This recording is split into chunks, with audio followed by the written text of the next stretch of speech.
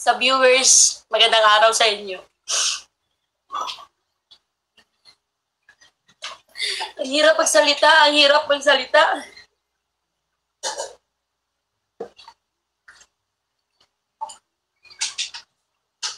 Sobrang hirap. Kasi alam nyo, tanga din ako eh. Pumayag ako sa mangyari ni Merck. May mali din ako. Kasi umpisa pa lang, pumayag ako. Pumayag kasi ako para malaman nyo, pumayag ako. Para makatulong sa kanila. Mali pala yung magpayag ko. Nung mapunta kami Cebu, nag-usap na kami. Natatapusin na daw to. Kawawa si Idang noon. Umiiyak siya habang ginawa niya yung blind date na yun. Kawawa yung anak ko. Pero pinapayuhan ko na lang na para sa kanila yon.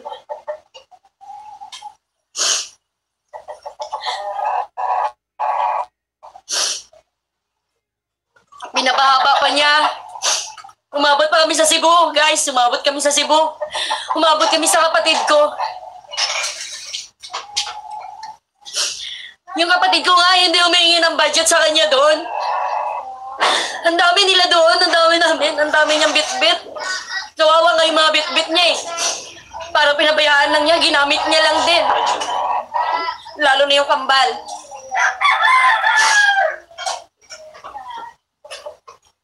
Bakit para? Kasi tinuring na rin namin siyang pamilya eh. Yung pamilya niya, pamilya namin. Parang isang pamilya na kami.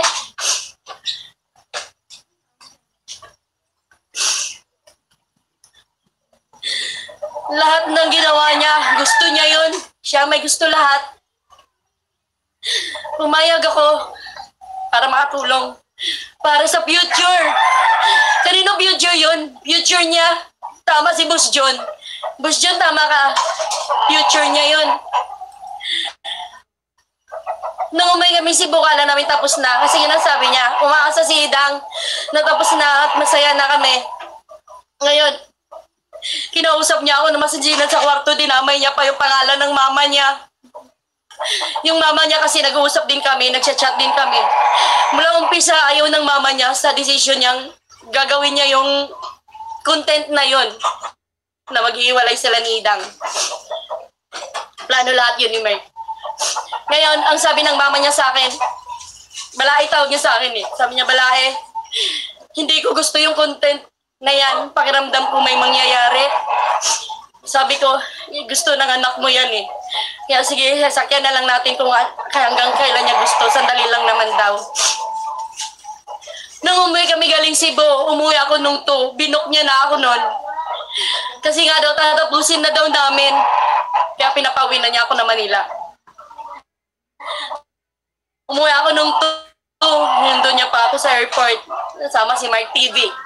Kasama si Idang, kasama yung anak ko. Pero nasa likod si Idang ng sasakyan para hindi makita ng mga tao. Tinatago niya. Ngayon, pagdating ko sa bahay, hinabawasan dumating siya. Mama si Idang. Kinausap niya ako, masinsinan, sa kwarto kami. Sabi niya mag-heart to heart daw kami. Kasi taga-heart to heart din sila ng mama niya. I-heart to heart ko daw si Idang na pumayag sa gusto niyang mangyari. Kasi ang gusto niya pahabain pa tong drama na to. Pahabain yung script na to. Kinausap niya ako. Sabi niya, Mama, pahabain natin to. Kausapin mo si Idang. Kasi ayaw ni Idang.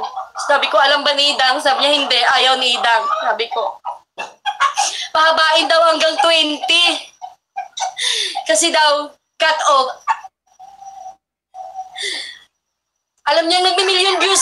Hindi ko pinagayabang sa sarili ko. Nagmi-million views kasi dahil sa kontrabida ko.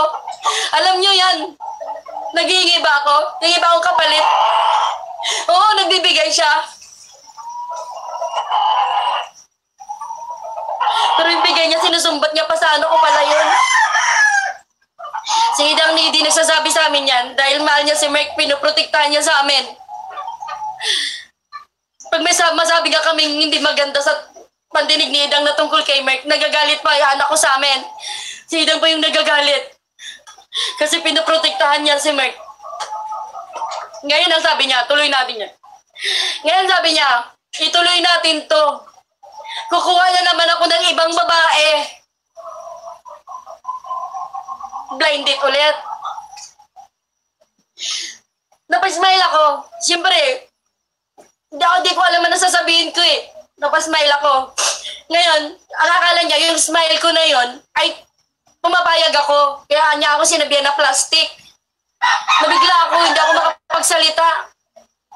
Huli impact sa akin. Ngayon sabi niya, tuloy natin to, kukuha ako na ibang ka-blind date. Ngayon sabi niya, yung blind date daw na yon, papupuntahin niya sa bahay niya. Ang gusto niya, magdadala ng ulam, dadalan daw siya ng masarap na ulam. Para daw makita ng mga subscriber o mga viewers na wala na talaga sila ni Idang. Nabigla ako, pero hindi ako nakapagsalita, ewan ko sa kanya, kung sa palagay niya yung smile ko ay pumapayag ako, umuoo daw ako, sabi niya. Ngayon sabi ko, akala ko ba tapos na? Sabi niya, hindi mama, tuloy natin to kasi pera to. Mukha akong pera, sinabi niya aaminin ko mama, mukha akong pera. Para sa amin. Para sa kanya lang pala yun. Ngayon napaisip ako, sabi ko, okay ba kay Idang na may ganon? Sabi niya, kausapin mo ng heart to heart si KP. Kasi yung mama ko, nag-heart to heart kami. Sabi niya, sorry guys sa suot ko, sorry lahat. Sorry ko na itsura ko ngayon, sorry talaga. Nakausap daw niya yung mama niya. Ang sabi daw niya, nag-heart to heart daw sila ng mama niya. Ang sabi niya daw sa mama niya, gagawin niya yun. Pumapayag daw yung mama niya. Di napaisip ako, sabi ko, ba't ganon? Ba't kausap ko yung mama niya? Mula umpisa ayaw ng mama niya sa content na yun. So ngayon, akala niya okay na. Di ngayon, umalis na sila. Kasama si Drexler. Mapupunta sila ng Cavite. Kasi sasama niya si Drexler, gagawa na naman dapat sila ng content na yung kuya ni Idang, kunyari, isa sa uli yung sing-sing. Ganon yun. Kaya sinama niya si Drexler. Ngayon, kinausap ko si Idang, sabi ko, Dang, akala ko ba tapos na? Sabi ni Dang, oo mama, masaya yung anak ko, masayang-masaya. Sabi niya, oo mama, tapos na to.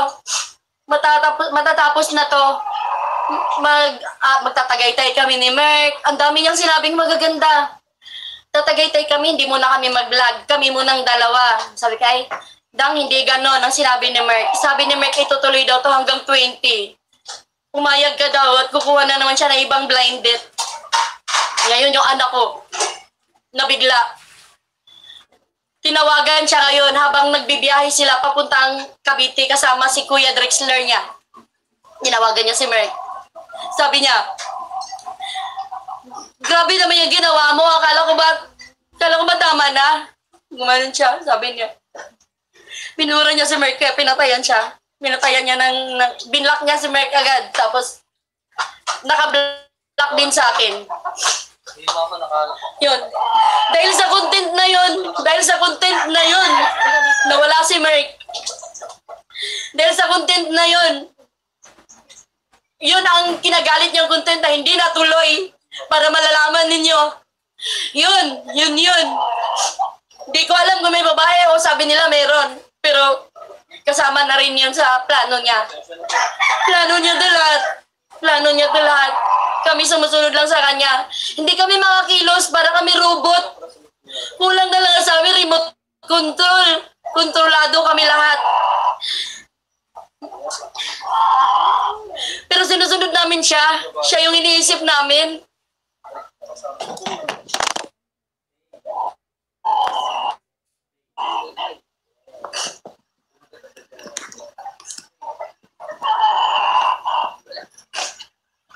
Sorry guys, nahulog. Dahil sa content na yon na hindi kami pumayag.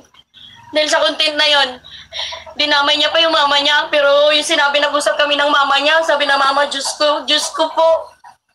Ako yung ayaw sa content na to.